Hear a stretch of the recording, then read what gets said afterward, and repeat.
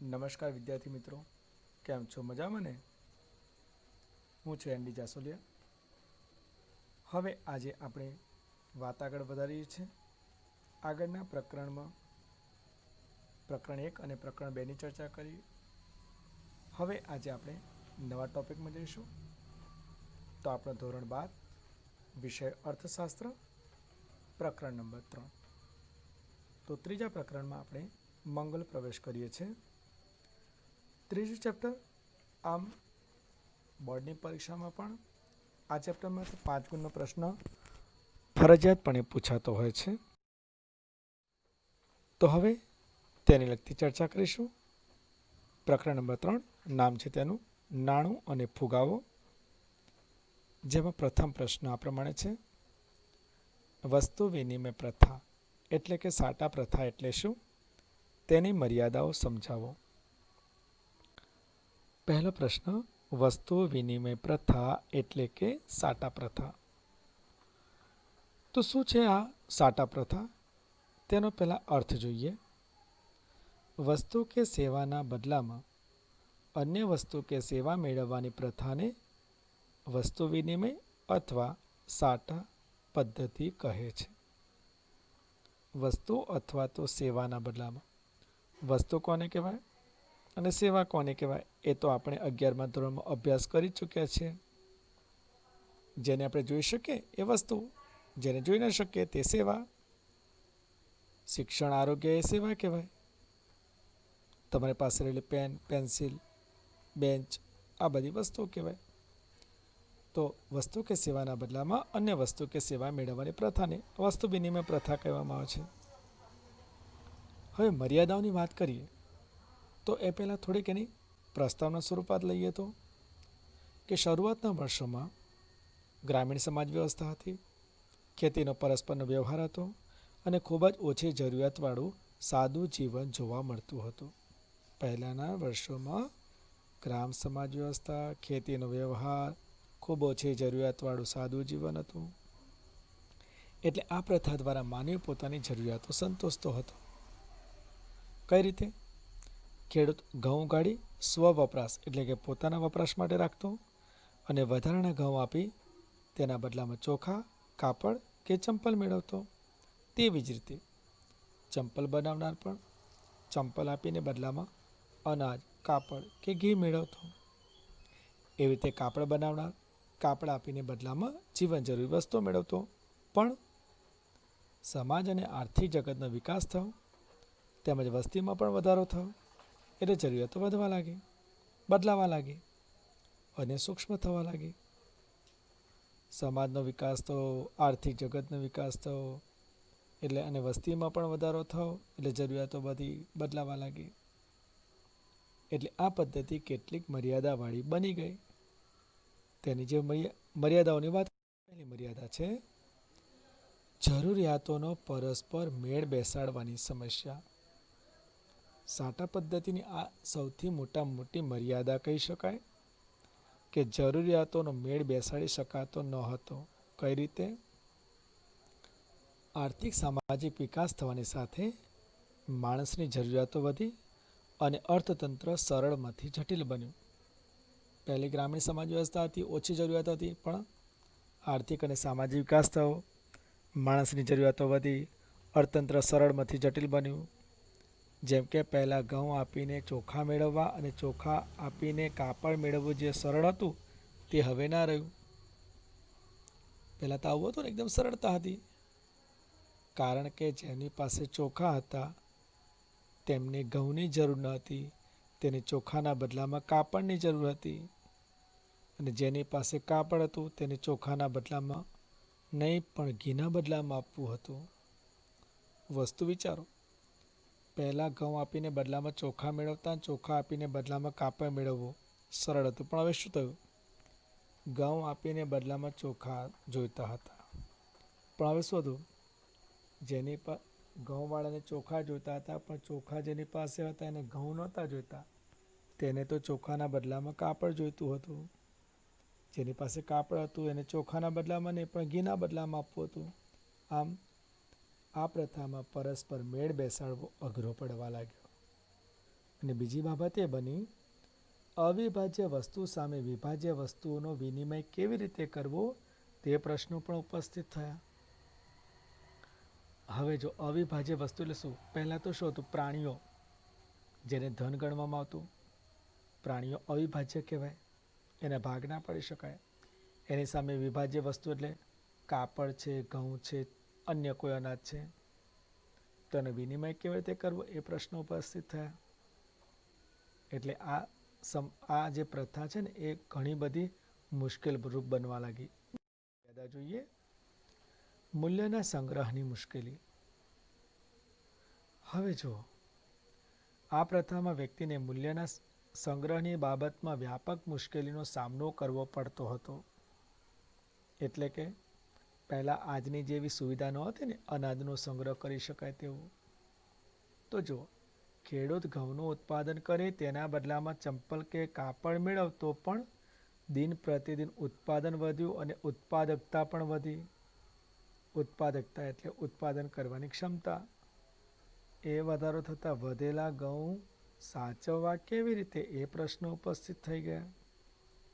વ્યક્તિ મહેનત દ્વારા જે વસ્તુઓનો મોટા પાયે ઉત્પાદન કરતો, તેના બદલામાં તત્કાળ વસ્તુ કે સેવા મેળવી લેવી પડતી હતી.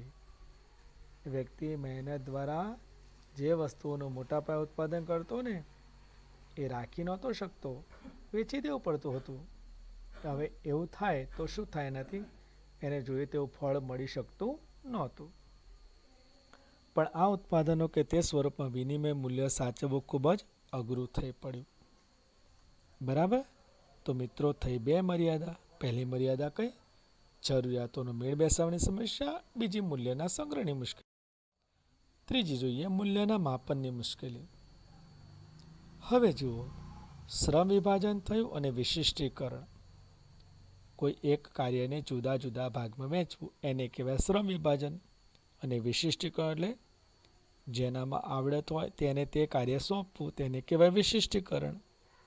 તેના પછી ઔદ્યોગિક આર્થિક જગતમાં વસ્તુ અને સેવાઓના મૂલ્યમાપનનો પ્રશ્ન પણ બહુ અગત્યનો બની ગયો.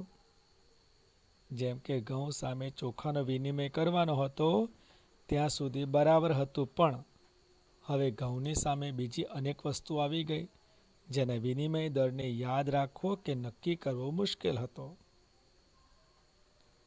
ઘઉં સામે ચોખાનો વિનિમય એકદમ સરળ હતો, બરાબર હતો, યાદ રહેતો હતો. પણ હવે બીજી બધી ઘણી બધી વસ્તુ ઉત્પાદન થવા લાગી એટલે બધાના વિનિમય દર યાદ રાખવા પડતા.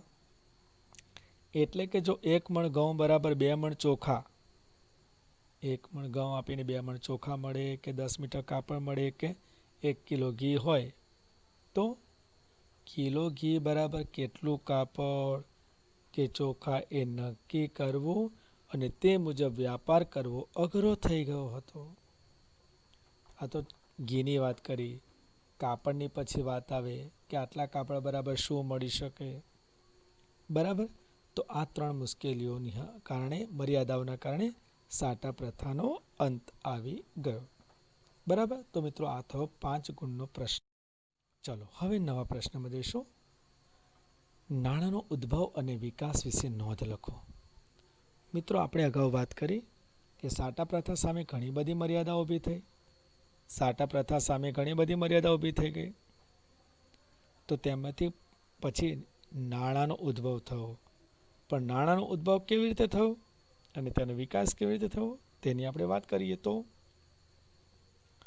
વસ્તુ વિનિમય પ્રથા અમલમાં હતી ત્યારે મૂલ્યના સંગ્રહ અને વિનિમયને સરળ બનાવવા સર્વમાન્ય માધ્યમ તરીકે પશુનો ઉપયોગ થતો હતો. જ્યારે આ પ્રથા હતી ને ત્યારે મૂલ્યના સંગ્રહ અને વિનિમયને સરળ બનાવવા સર્વમાન્ય માધ્યમ તરીકે પશુનો ઉપયોગ થતો હતો. બરાબર? મેં હમણાં કહ્યું ને કે પહેલાં પશુઓને ધન ગણવામાં આવતું હતું. ખેતી પ્રધાન ભારત દેશમાં અનાજનું ઉત્પાદન થતું. એટલે ખેડૂત શું કરતા? પોતાના વપરાશ માટેનું અનાજ બાદ કરી વધેલા અનાજથી પશુ ખરીદવામાં આવતું અને જરૂર પડે તો એ પશુને વેચીને ફરી પાછું અનાજ મેળવવામાં આવતું. તો ખેડૂત આ કામ કરતો કારણ કે સાચવી શકાતું નહોતું ને અનાજ, એટલા માટે. પણ એટલે આમ વ્યક્તિ અનાજના બદલામાં પશુ મેળવતો અને પશુના બદલામાં પોતાની જરૂરિયાત પૂરી કરતો હતો. તો આવી રીતે પશુઓનો ઉપયોગ થતો હતો. પણ શું થયું?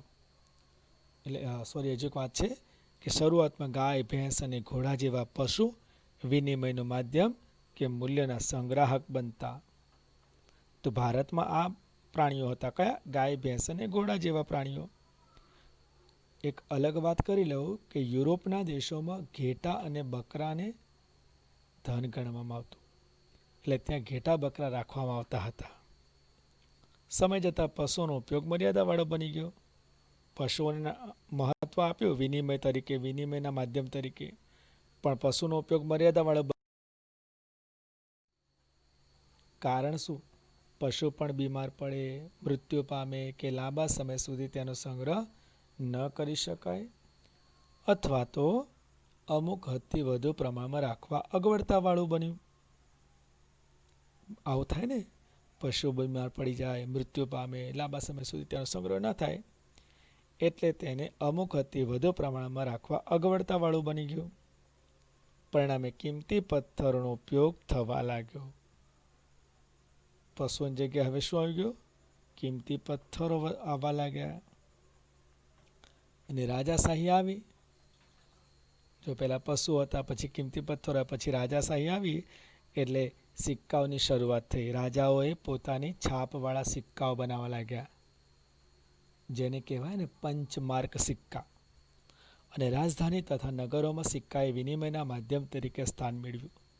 એ વસ્તુ યાદ રાખજો કે સિક્કાઓનો વપરાશ માત્ર રાજધાની અને નગરોમાં થતો હતો, ગામડાઓમાં નહીં. લોકશાહી આવી, ઉદ્ભવ થયો, અને ઔદ્યોગિકરણે આધુનિક નાણાંના સ્વરૂપ માટેનું પ્રેરક બળ બન્યું.